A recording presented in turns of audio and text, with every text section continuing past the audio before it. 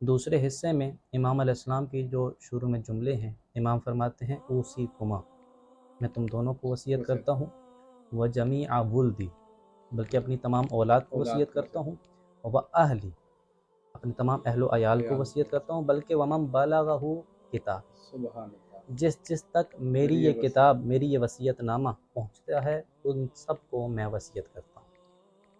اب اس جو دوسرا حصہ ہے، اس میں 3 اہم وصیتیں شامل۔ سب سے پہلی اس میں وصیت فرماتے ہیں بتقوی اللہ، تقوی الہی اختیار کرنے کے حوالے سے۔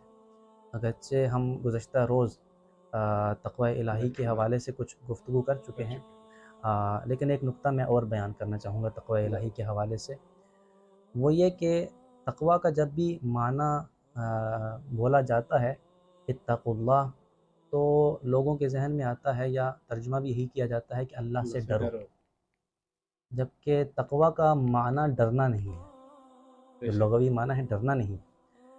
اتقوا اللہ، تقوی جو ہے وہ وقایہ سے ہے، وقایقی، جس کا معنی ہوتا ہے بچنا، بچنا، بچانا اس کے معنی ہوا کرتے ہیں۔ ہاں، انسان بچتا اسی سے ہے جس کے بارے میں اس کو خوف لاحق ہوتا ہے، جس کے بارے میں اس کو خوف ہوتا ہے بچتا اسی سے ہے، یعنی کہ یہ جو بچنا ہے یہ لازمہ ہے کس کا؟ خوف کا، خوف کا لازمہ ہے کہ انسان خود کو بچاتا ہے جس چیز سے اس کو خوف لاحق ہوتا ہے۔ تو اب جب یہ کہا جاتا ہے اتقوا اللہ، اللہ سے بچو بھی نہیں ترجمہ ہو سکتا، اللہ سے ڈرو بھی ترجمہ نہیں ہو سکتا، بلکہ ترجمہ کیا ہوگا یہاں پہ؟ اللہ کی معصیت سے بچو، سبحان اللہ، یا اللہ کی نافرمانی سے بچو، یا یوں کہہ سکتے ہیں کہ خدا کی نافرمانی سے اجتناب کر کے خود کو جہنم کی آگ سے بچاؤ۔ سبحان اللہ، یہ سب سے بہتر ترجمہ رہے گا، سب سے بہترین ترجمہ کہ خود کو بچاؤ، آگ سے بچاؤ۔ جی ہاں، غالباً جب وہ ڈرنے کا ترجمہ کیا جاتا ہے وہ لازم، کیونکہ اس کا لازمی جب لازمہ یہی ہے تو اس کے لحاظ سے ترجمہ کیا جاتا ہے۔ تو ایک اور چیز، دوسری وصیت جو اس میں دوسرے حصے میں بیان کی گئی، وہ فرمایا وَنَظْمِ أَمْرِكُمْ، میں وصیت کرتا ہوں کہ تم اپنے امور کو منظم رکھو۔ اچھا، یہ نظم و ضبط خدا کو بڑا پسند ہے، خدا نے یہ پوری کائنات کا نظام ہی نظم و ضبط پہ رکھا ہے۔ اگر ہم اس کائنات میں غور و فکر کریں، زمین و آسمان کے حوالے سے جو ہے وہ غور و فکر کریں، اس زمین میں موجود اشیاء کے حوالے سے غور و فکر کریں تو بڑا نظم نظر آتا ہے ہمیں۔ سورج کو دیکھ لیجئے، سورج بڑے نظم و ضبط کے ساتھ نکلتا ہے، طلوع ہوتا ہے وقت پہ اور ایک وقت پہ غروب ہو جاتا ہے۔ اگر فرض کیجئے کہ ایک دن یا کچھ ایام میں سورج طلوع نہ ہو تو کیا نتیجہ نکلے گا؟ اس زمین پہ حیات ناممکن ہو جائے گی، ختم ہو جائے گی، کیونکہ اس زمین میں حیات کا ایک اہم سبب اور اہم ذریعہ جو خداوند نے متعین قرار دیا وہ سورج ہے۔ اگر سورج کی طرف سے وہ حرارت زمین تک نہیں پہنچتی تو زمین سے حیات ختم ہو جائے گی۔ تو یہ نظم و ضبط کا ایک حصہ ہے، اگر یہی نظم و ضبط ٹوٹ جاتا ہے تو بہت سے نتیجے جو وہ غلط سامنے آ جاتے ہیں۔ اچھا، اسی سورج کے تحت جب وہ ہمیں ملتا ہے کہ نظام شمسی کے تحت یہ جو شمسی کیلنڈر مرتب کیا جاتا ہے، شمسی مہینے، وہ اسی شمسی اس کے منظم ہونے اور نظم و ضبط کی وجہ سے ہی تو مرتب کیے گئے ہیں، کہ ہر چیز بے نظم ہو سکتی ہے، یہ جو نظام خداوند نے متعال نے قائم کیا ہے یہ بڑا منظم نظام ہے، اسی کے تحت جو وہ مہینوں کو بھی مرتب کیا۔ اسی کی طرح چاند ہے، اس کے تحت جو قمری مہینوں کو مرتب کیا جاتا ہے۔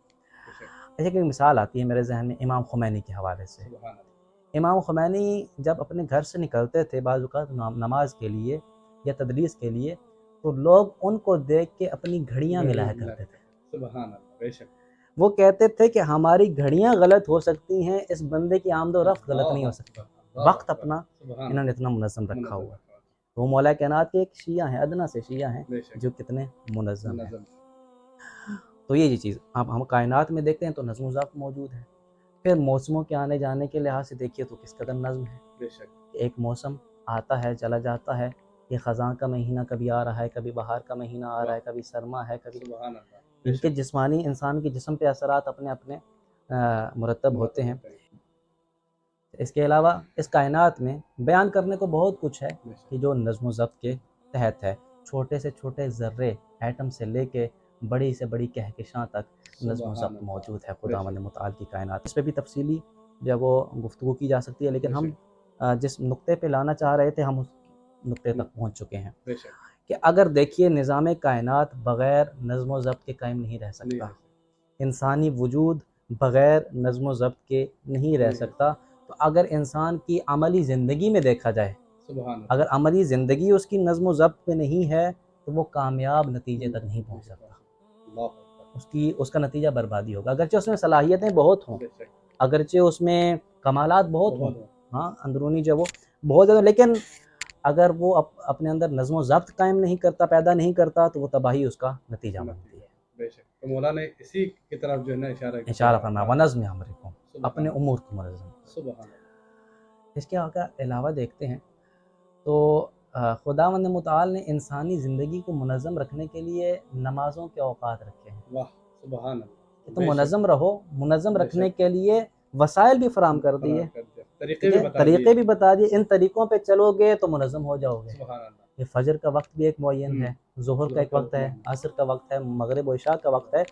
وقت معین ہے. بے شک، ان میں اچھا روزہ، ابھی روزے کے دن چل رہے ہیں، واقعاً، روزے کا ایک وقت ہے جب سے روزہ شروع ہوتا ہے، اور ایک وقت ہے جب روزہ اختتام کو پہنچتا ہے. یہ بھی تو ایک نظم ہے. سبحان پورا اللہ، مہینہ انسان ایک نظم کے ساتھ اپنی بھوک کا آغاز کرتا ہے اور اپنی بھوک کا اختتام کرتا ہے. واقعاً، نظم و ضبط انسان کی اللہ، تربیت ہو رہی ہے کہ نہیں؟ بے ہر شک، لحاظ سے تو بے تربیت شک، کا مہینہ ہے یہ، بے شک، اس لحاظ سے بھی انسان کی تربیت ہو رہی ہے. تو انسان کو نظم و ضبط جو وہ اس کی کامیابی کے لیے خداوند متعال نے ذرائع و راستے بھی فراہم کیے.